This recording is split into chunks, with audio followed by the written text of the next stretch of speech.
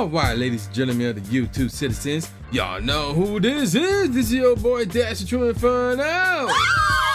And I am here with another Throwback Tunes from another Thursday, and I am reviewing my second LL Cool J album.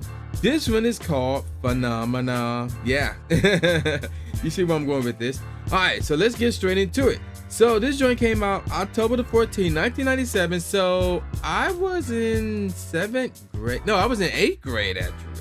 So I somewhat just started my 8th grade year.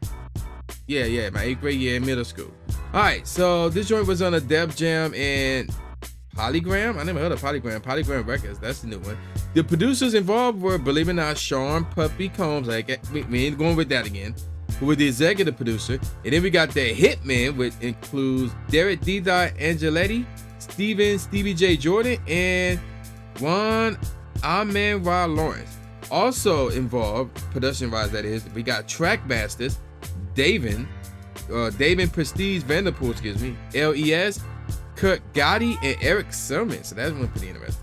All right, so this joint is LL Cool J's 7th studio album. So yeah, there you go with that. So basically, apparently the same basic principles that were used on his previous album, which is called Mr. Smith, were used in this album. Obviously there were several R&B influenced tracks and a couple of more hardcore rap tracks, although there was only 10 tracks on this album, if you can believe that or not. All right, so yeah, there you go with that. Now let me give you guys some stats in regards to the album. That is, it was 7th in the Canadian album charts and on the US Billboard Top 200, 48th in both the Dutch album charts and the Swiss album charts, 24th on the German album charts, 39th on the New Zealand album charts, 57th on the Swedish album charts, 37th on the UK album charts, and number 4 on the US Billboard Top R&B/Hip Hop album charts. Now this joint went platinum out in Canada and in the US. In the US, this one sold at least 1 million copies, and in Canada it sold at least 100,000 copies. Now, let me see. Anything else in regards to this album? Did I mention the Netherlands? I believe I did mention the Netherlands. No, I did not mention the Netherlands. I did mention Dutch and Swiss. But it was 48th in the Netherlands as well. I mentioned New Zealand. I mentioned Sweden. And I think I mentioned the UK. And yes, I did mention the UK. Okay, so we are good on that front. All right, so like I said, there's 10 tracks off of this album. Now, believe it or not, half of those are singles. Yeah, half of my album is singles. I can't believe it. All right, so I can't give you guys a top 5. I can only give you guys a top 3. The good thing is there's no skits or anything like that, unless they hit it. No, there's no skits. All right, so let's move on. So the first track is ironically called Phenomena, which is actually the leading single. Next up is Candy featuring Ricky Bell and Ralph Tresvant, and that is the last single off of this album. Next up is Starkey and Hutch featuring Busta Rhymes. Notice the pattern here. The 4th track is called Another Dollar. Now here's the thing with this one. This one have uncredited additional vocals by the Lost Boys, although one of those background vocals sound like Busta Rhymes ad-lib. So and he's not a member of the Lost Boys. I'm just putting that out there. Track number 5 is called Nobody Can Freak You featuring LaShawn and Keith Sweat, Track number 6 is another single off this album called Hot featuring once again LaShawn. Track number 7 is the second single off this album called 4321. I actually forgot about this track until I heard it. I'm like, oh man, this track. I'll get more on that later. And that one features Cannabis, DMX, and Method Man and Redman. Track number 8 is called Wanna Get Paid featuring the Lost Boys again. And again, some of the background vocals sound like something from DMX, right? I wonder his ad-libs or something. Okay, never mind. There's no pattern there. Track number 9 is called Father, which is another single, actually the 3rd single off this album. And it features Nobody. And track number 10 is called Don't Be Late, Don't Come Too Soon featuring Tamina. So out of the 10 tracks, only 2 of them he did by himself. Everybody else, he features somebody in some way, shape, or form. I guess you could say with Another Dollar, the Lost Boys were uncredited, even though their additional vocals were in it. So we could say 3 of the tracks he did by himself for the most part. All right, so let's get on with the singles. Again, there's 5 of them. So the first one we're going to talk about is obviously Phenomena. Yeah, that one right there. So, oh crap, I hit the wrong button. But anywho, Phenomena. So Phenomenon came out September 23rd, 1997, and the song samples "Who Is He and What Is He to You" by Creative Source. Okay, and it interpolates, bits of Liquid Liquid song "Cavern." All right, so the beat and the lyrics, something like a Phenomenon, are taken from the song "Right Lines" by Melly Mel. It's Melly Mel. Now, oh gosh, the charts. Okay, this joint was 29th out in Australia, 27th in Canada, 43rd in Germany, 28th in Ireland, 9th in the UK singles charts, and 55th in the US Billboard Hot 100, 16th in the US Billboard Hot R&B/hip hop songs, 7th in the US Billboard Dance/electronic single sales. I think that's a new one actually, and 14th on the US Billboard Hot Rap Singles chart. All right, moving on to the next single, which is called 4, 3, 2, 1. And again, this one features Method Man, Redman, Cannabis, and DMX. And this joint came out December 9th, 1997. Now, a remix was made with an additional verse from Master P. And both the original, minus Cannabis, and the remix with Cannabis and Master P had accompanying music videos. So what I mean by that is this. So the music video for the original joint, and actually Phenomenon had a music video, I forgot about that. But anywho, the original version of 4331 did not have Cannabis in the video, but the remix, not only was Cannabis in the remix, but Master P was in there as well. Now, we got some background info. So here's the thing about 4321. The song is notable for starting the LL Cool J versus Cannabis feud. That's why I was wondering, I'm like, wait, Cannabis is in there, but they made feud? And this is the song that apparently started that feud. So LL took offense to the lines, and I quote, "L, is that a mic in your arm? Let me borrow that."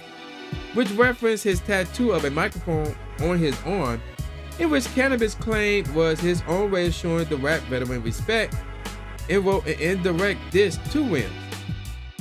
And here we go. "The symbol on my arm is off limits to challengers. You hold the rusty sword, I'll swing the Excalibur." And also, now let's get back to this mic on my arm. If it ever let my side, it'll transform into a time bomb. You don't want to borrow that, you want to idolize. And you don't want to make me mad, nigga, you want to socialize. Before the song was released, LL Cool J asked Cannabis to change his lines. Cannabis claimed that LL vowed to modify his own lines as well, but the later denied this and pointed out that nobody would know who he was talking about if only Cannabis' line were changed. The original version eventually leaked, and fans started to piece the lines together. Cannabis would respond to the diss with "Second Round KO." LL would then respond to that diss with the "Ripper Strikes Back" song. On his 2000 album, which is GOAT, aka Greatest of All Time, LL thanked Cannabis for inspiration. In addition, despite appearing on the song, Cannabis was omitted from the original music video for the song due to the feud, but was later included in the remix version of the music video. So, yeah, there you go with that. Now let's look at these charts. So it was 75th on the Billboard Hot 100 charts, 24th on the Billboard Hot R&B/hip hop singles and tracks, 10th R&B, okay, anyway, 10th on the Billboard Hot Rap Singles, and 5th on the Billboard Hot Dance Music/Maxi single sales. And by the end of the year 1998, it was 96th on the Billboard Hot R&B/hip hop singles and tracks. And if memory serves me correctly, I believe that it did not get any certifications. Neither did Phenomenon. No, neither one of them did. All right, let's move on to the third single, which is called "Father." So this joint came out January 13, 1998. And this song is an autobiography that detailed LL's abuse from his mother's boyfriend. And apparently, wow, this was his most successful single from the album. Wow. And the song main sample is "Father Figure" by George Michael. And of course, there's a music video for this as well. I just saw it today. This is my first time seeing the music video today, to be honest. All right, so let's look at the charts. So it was 18th on the Billboard Hot 100, 12th on the Billboard Hot R&B/hip hop singles and tracks, number 1 on the Billboard Hot Rap Singles, and 23rd on the Billboard Whitman Top 40. Now, by the end of the year 1998, now keep in mind, this joint came out January 13, 1998. By the end of that same year, it was 97 on the US Billboard Hot 100, 80th on the Billboard Hot R&B/Hip Hop Singles and Tracks, and 14th on the Billboard Hot Rap Singles. So this joint stayed on the charts, on 3 different charts for virtually a whole year. That's pretty amazing, to be honest.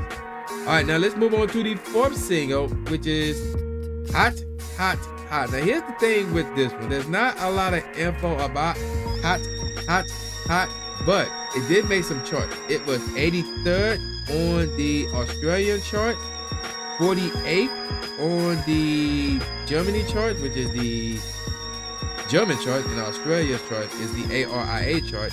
It was 74th on the Singles Top 100, which is done out in the Netherlands, and 13th in the, what is this? The official New Zealand music chart, and y'all know where that's from. So yeah, there you go with that. Now, okay, that's the interesting one. We'll get more of that later. All right, now the 5th single is called Candy, and I'm trying to think. I think there was a music video for this. I don't recall seeing. No, I don't think there was a music video for this. No, there was no music video for this. So apparently, this is the 5th and final single from the album, and this joint came out July 3rd, 1998, and not much to say, with the exception of new edition members Ralph Tresvant and Ricky Bell contribute vocals to the song. And as far as the chart, let's see, it did make it to the chart. Okay, there's not a lot of info on the chart, but it was 62nd on the Billboard Hot R&B/Hip Hop Airplay chart. All right, so there you go with that. Now there's one more song that I want to look into, and it's weird because they got this song off of the album, but as I look into it, no, they don't. Never mind. Okay, I thought they got it off of the Phenomenon album, but they don't. So we're gonna skip it. And the song I was talking about was Zoom featuring or done by LL and Dr. Dre. So we ain't gonna talk about that since it's not a part of any of LL's albums. So yeah, let's move on to my top 10 songs off this album for What's the First. Hot, Hot, Hot is the worst song off this album, but the beat was okay. It got some potential, but it was just all over the place. That's why I didn't like it. That's why it's at the bottom of my list right here. Next up is Father. The drums made this beat, and you know, this one was another decent beat, but the drums really helped this beat in my opinion. Next up is Nobody Can Freak You. The beat is unique and obviously is cool because of that, so that's why it's right there. I like that one. Don't Be Late, Don't Come Too Soon is next. It's semi-mellow, so the beat was cool, obviously. Another Dollar was cool. Wanna Get Paid. The snare used in this one was unique, and the beat is really cool. And then we got Starsky, or Starsky, how you pronounce that, and Hutch. I like the drums in this one, and the beat is really cool. Now let me give you guys my top 3 songs off of this album.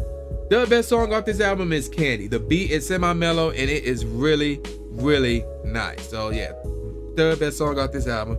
Second best song off this album is 4 3 2 1. This is a forgotten classic because I forgot about it for the most part, and and this is my opinion, but I think most people forgot about it. Like when they heard the beat, and this is a great freestyle beat. Like this is one of those classic freestyle beats. So I was more like, I really relate to the beat more than the actual song itself, to be honest. And the beat obviously is really, really dope. So yeah, there you go with that, man. And of course, the number 1 song is Phenomenal. I mean, without question, this is a classic. And actually, this is one of my all-time favorite LL Cool J songs. Not my all-time favorite. I know what that is. I may review that next week. But Phenomenal is a classic. It's really, really dope. I really, really like that one. The beat is unique, but it's really, really dope. And the hook is catchy. That's the main reason why I like it so much. All right, so let me give you guys some professional ratings from this album, or on this album, rather. All Music gave it 3 out of 5 stars. Entertainment Weekly gave it a B+, and Rolling Stones gave it 3.5 out of 5 stars. And that's it. That's it. So what do I think about this album? Well, Phenomenon and 4321 are really classic songs, and he made a good choice using those two as his top 2 singles. Candy was a good choice since it's the 3rd best song off the album. That's the last single off this album. I'm gonna give this a 4 out of 5, and it could have been higher, but the problem is I think he needed more songs because the majority of the beats was cool. There was 2 beats that was like, no, not 2 beats, but 2 songs that was like, they were decent, but I want to listen to them again more likely. Who knows, maybe. But there's a lot here, and I think that if he would have added more songs to it, it could have been higher than a 4 out of 5. I recommend you download it and keep it. If you have a physical copy of this, great. But I recommend that you download this one and you keep it. So yeah, 4 out of 5 stars. That's why I'm giving this one. All right. So with that said, man, y'all know who this is. This is your boy, the New J Gatsby, aka New Stephen A. Smith, saying peace out, y'all, and I'll see y'all next time. Yeah.